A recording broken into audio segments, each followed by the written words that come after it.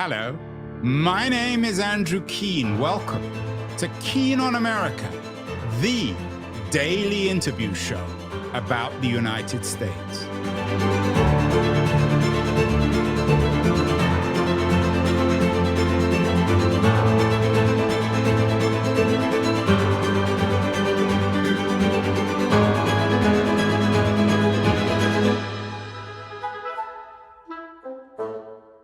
Hello, everybody. We are in Washington, D.C. The show is on the road this week in Washington, D.C. We are on Keane on America looking for America's heart. And what better person to talk to about America's heart than my guest today, one of America's most remarkable figures, Peter Edelman, a longtime lawyer, professor, writer. He was a principal aide to Bobby Kennedy, and he wrote a book once called Finding America's Heart. Peter, welcome to Keane on America. Where do we look for America's heart these days? That's a good question. What is the thing that we have is wonderful in the fact that people get out and say on this man who says he's the whatever he is president, and people have just a huge number of people to say no. We don't agree with them, and that's wonderful because people talk against that president. You were born, Peter, in Minnesota, in Minneapolis, so I'm guessing that you have a particular emotional response to the events there over the last few months. Very much. It is, of course, people think about that in the whole country and really even bigger than that. But I certainly thought, I think in a special way, about Minnesota. And seeing and the using when the killing two people, unbelievable that could have happened. So I do think of that. Before we switched the camera on, Peter, you noted to me that after your family, Bobby Kennedy was the most important person in your life. Why is that? I had gone to Harvard and gotten connections and from Minnesota, and fortunately I got connected and just when his brother was killed, and I was working there in that place, and when that happened, he needed to make his life, and I was lucky to have the being working with him. Therefore, when he became himself, and I was just there working with him until he was killed, and so I learned so much to him, and it really is. When I think about him and what we do and how to do about things to the day. Peter, one of the striking things about walking around Washington, D.C., there seems to be twin legacies, the legacies of the Kennedys and that, of course, of Donald Trump. On the Department of Justice building, where, of course, Bobby Kennedy worked, he was the Attorney General, you worked for him then. On the building of the Department of Justice, which is now called the Robert Kennedy Building, there's a big picture of Donald Trump, almost looking dictatorial, certainly authoritarian. It's certainly not a very American picture. What do you think Bobby Kennedy would think if he's looking down on us now and he sees that big picture of Trump on the Department of Justice, which he, of course, once ran, and many people would argue he was the most influential Attorney General in American history? You know. You know. He would say that he's awful, that he is not what our country should have, and that he is in that position. So, like thousands and millions of people think. Says that they're call him be the head of everything for the country, and him. So that's what I think. You were on that remarkable trip that Bobby Kennedy made to Mississippi. In fact, you met your wife there. And tell us about that trip, Peter. Why was that perhaps the most central event in your life? Well, yes, that's absolutely right.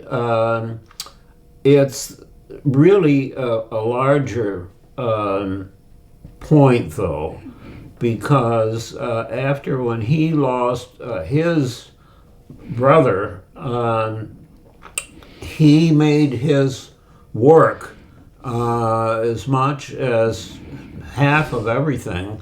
And of course, he done many, many, many other things around the world and other things and so on. But his major thing were people who had low income and having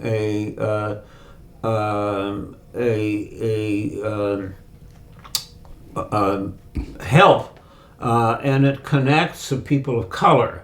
Both everybody who white, black, everything, and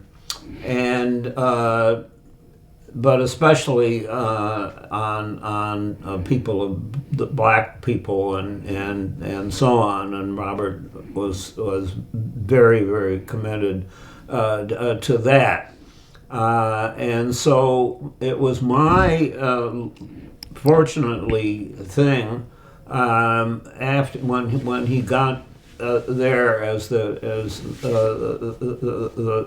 and had lost his brother, and my job was to go with him all within the place. Not around the world, there were other people, but every day, except the few times when he went out, and so I was going with him all over the world, all over the country, and that's why I said the nice story with my wife Marion. Is really only part of what my man went, going all over the country. And I, of course, learn from him every day, and in all ways. So I just said that it's a completely different person. As a result of that, Now, it's true that one of the things that was especially important was turned out to be my wife by that, because my wife Marion was down there working, and as a result of that, we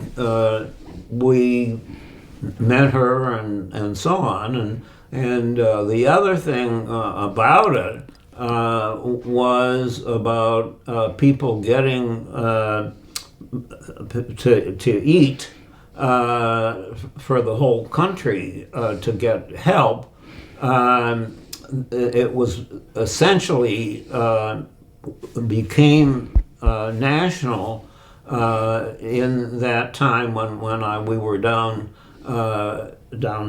south, and so it was a combination. It was extremely important about helping people on eating, and of course at the same time. And Robert loved as much as I did. She had a way of finding people who were special, and so he would have a growing line of people who got, and Marion was one of those, and so. She would come to see me until we got together and got married after we lost her. But he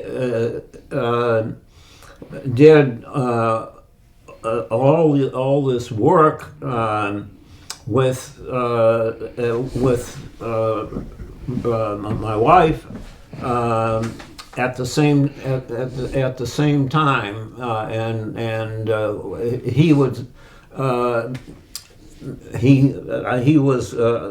Marion was up from his main from before, but bound, and he would say, "Oh, come and have lunch." And they were very, very close. It's worth reminding our viewers and listeners that the Marianne you speak about is Marianne Wright Edelman, perhaps the best known of civil rights activists, certainly amongst the best known of female black civil rights activists, legal civil rights activists in the second half of the 20th century. You married Marianne a month after Kennedy's death. You were the third couple in Virginia, third interracial couple in Virginia? That's right. That's right. It's, Peter, these days, that's going to astonish a lot of people, given the number of interracial relationships and marriages. What was that like to be in such a small community of black-white unions? You know, we were in D.C., which is somewhat different from other parts of the country. There are parts, if you said that, and it would be a big deal.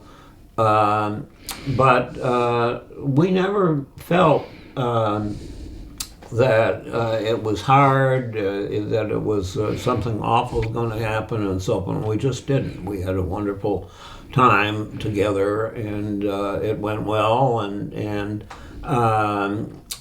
so maybe that's a little surprising, but we found that the very idea of having black and white was a big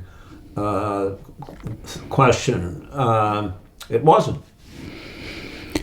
You were married a month after the Kennedy assassination in June of 1968. That must have been a bittersweet ceremony. Once that terrible thing had happened, and we said to each other, well, let's do something good. And so we did. And the people who came were, of course, our own family, but people who had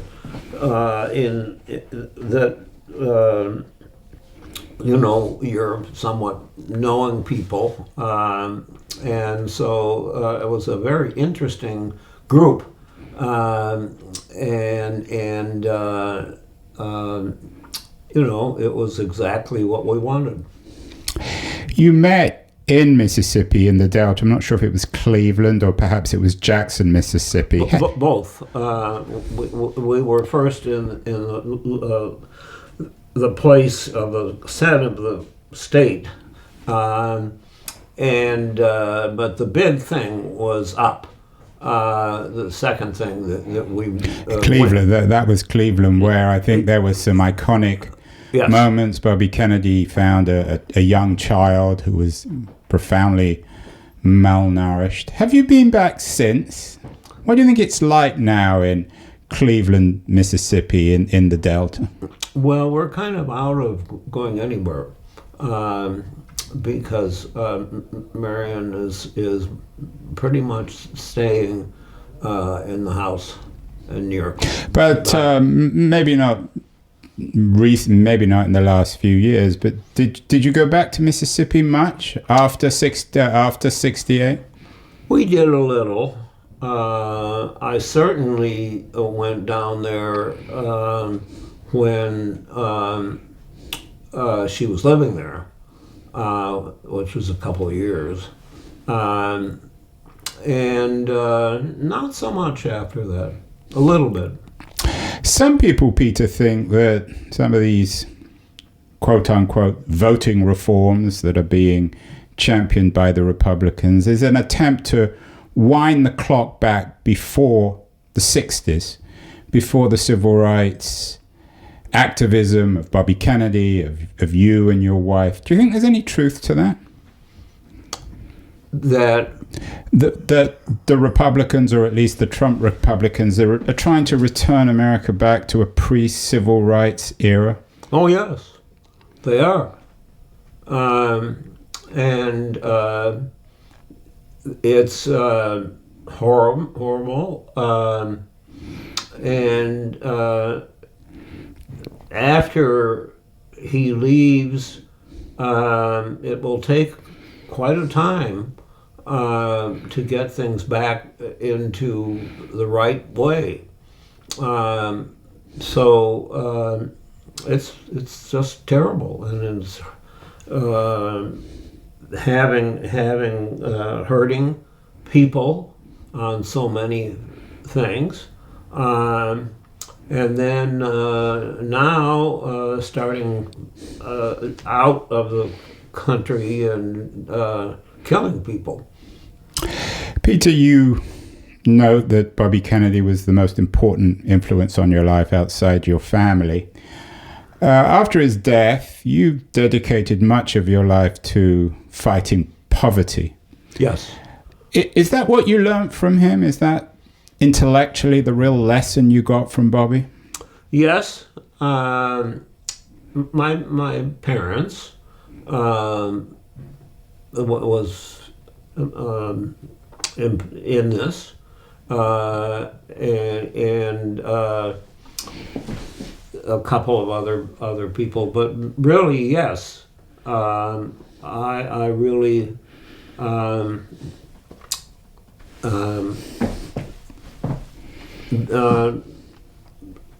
was working with him and so close to him that I thought when he died, I caught what will I do now, and everything that I did was things that were connected to his thinking. What else did you learn from him beyond the the fight against poverty? What are the principles? Well, I think it's about people and helping people, both in things that were where you make it law there, or it may be a particular person. And the heart of all of it was that he would think about what would make things better in the city and in the country and the whole world. What was it then about Bobby? I mean, what you're talking about might not seem to some people to be that unusual. He cared.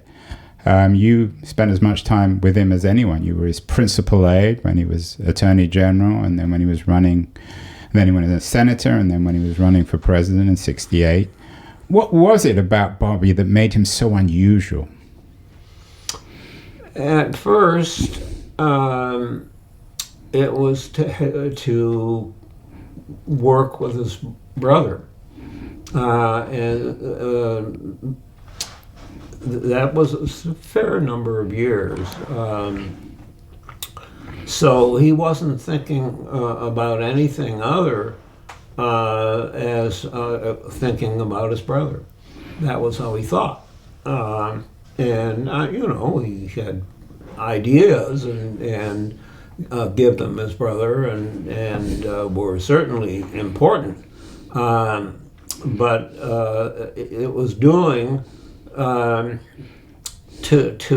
for him being every day something he does for him, and then all of a sudden he's dead.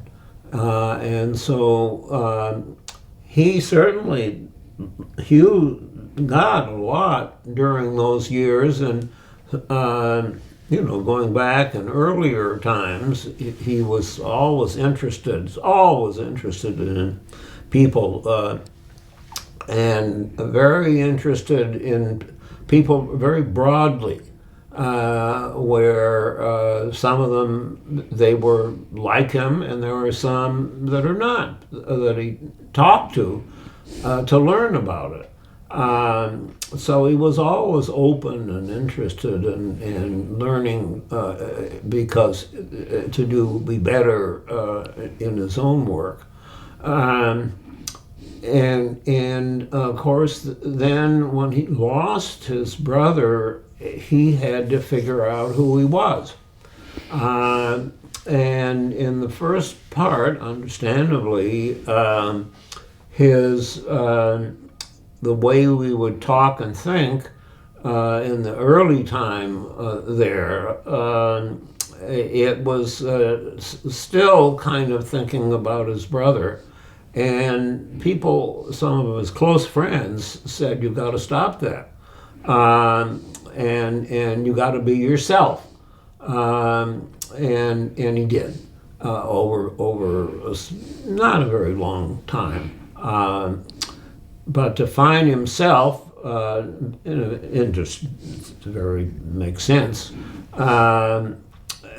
Over the time of about 4 years, he got himself. It's like walking or seeing that he's that much more better and doing good things day by day, every day. Some people say that he was the last man to unite the black and the white working classes, the last great hope of a progressive populism. Of course, these days in America we have a very unprogressive populism in power. Do you think there's any truth to that, Peter? Absolutely. They had interested in all people who were, anybody who's useful, but especially for low-income people. and that means white as well as other, black and other, so he that was his major what he did. When he went out as the whole U.S. When he went out, it was about people who were low-income people and being helpful in that.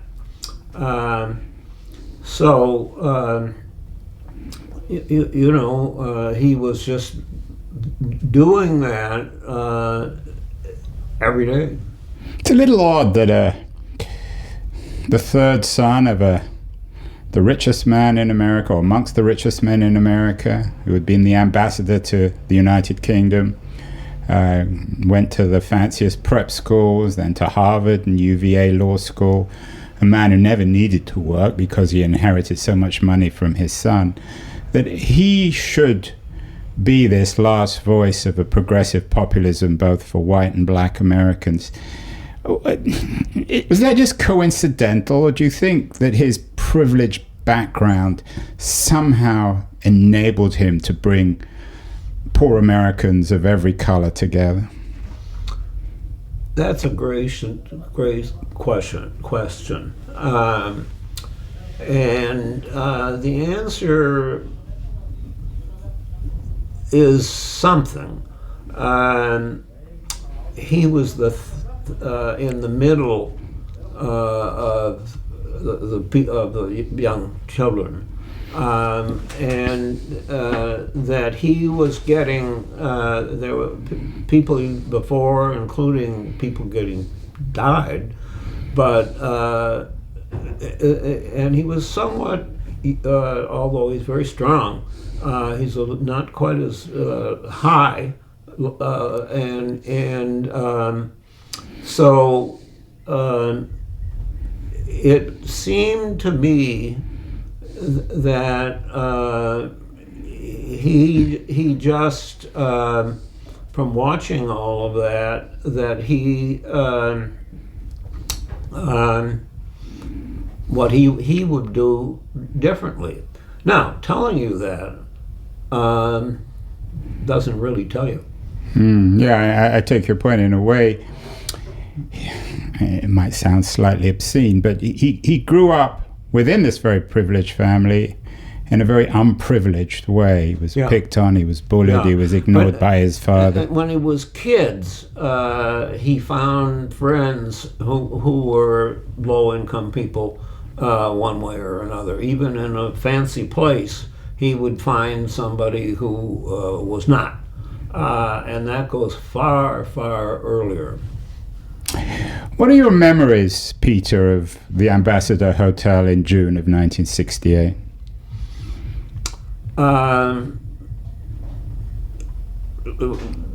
What can I tell you? I mean, you were there. No, I was that morning. I went back to see Marion and to do and pay some things on the paper. So you weren't actually at the Ambassador? Not when he was killed. So I was in my own house here in D.C. So did you get a telephone call? This was three. We were listening on things, and it was 3 in D.C. It was 3 in the morning, and it was. What can you say? I mean, it was just unbelievable. Were you surprised there, given the brother's assassination, given all the threats that Bobby had, even in that campaign? No, that's true. But the way he worked and lived was to just do. And so I never thought about it. And he didn't either, because he would go places that could be hit, in many different places where somebody couldn't put a car hit it at him, and so I didn't think about it, until I heard that he'd been killed. It's been a great debate since about how realistic his chances would have been of getting the Democratic nomination. What do you think? I think he would. No one will never know, but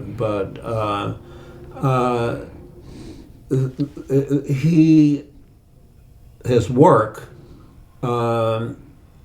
also connected to people who were all different people, who he's not only having people with black and white and low income and so on. He had connections all over things. And in terms of what happened about him running, about being himself winning with it, was he did have wide connection of people who had who were on the up on the top time as well, where he had connections. So it did look possible that he could get through and win. You never know, but very likely that he would have made it. And of course, had he made it, gotten the nomination and defeated Richard Nixon in 1968, then the whole history of America would have been profoundly different, wouldn't it? Exactly. The first part within with the other people, and then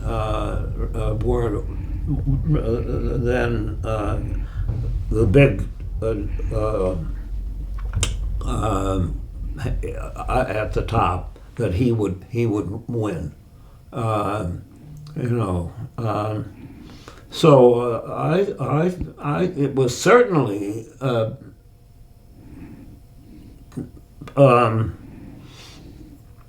possible to say that he would win. Peter, after the Kennedy death, you taught law, involved very much in politics. You became quite close, I think, at one point to Bill Clinton. You served in his administration. Your wife, of course, was very close to Hillary Clinton, I think still is. And then you split with Clinton, profoundly and very publicly, on his policy towards poverty, poor Americans. Were you very disappointed with Clinton? I was, yeah. We were, the two of them and the two of us had come for a long time. Knowing them, it was a long time, and as you said, especially the woman and Marion, Hillary and Marion. Yeah, and it actually started with me. Somebody asked me long early, when they were younger, and a group asked me to put people who were old and low and young to meet, to eat there, and that's where the two women, I found her because she had gotten well known, and the two of them got right away. And so, they would come to the house, stay with us. It was Bill and Hillary. Yes, there was a long thing, and he, thinking is what they're thinking, had this law that made it for low income money.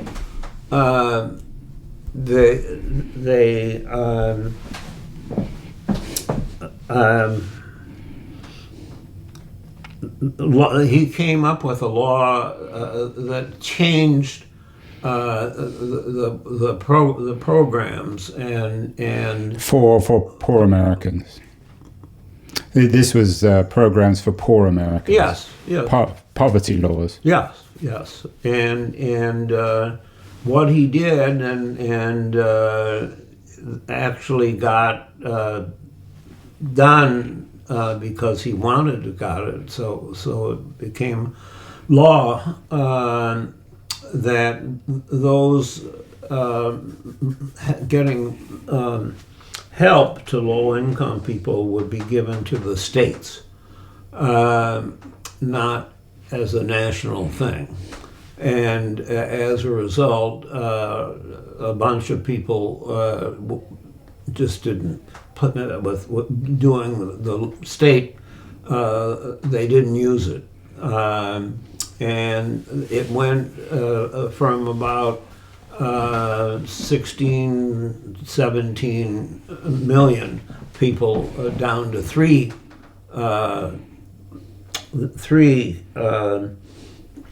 because of that law. So I left. Did Clinton sell the soul of America in a sense? Did he? Did you think he sold the soul, at least, of the Democratic Party? Well, I have to say no.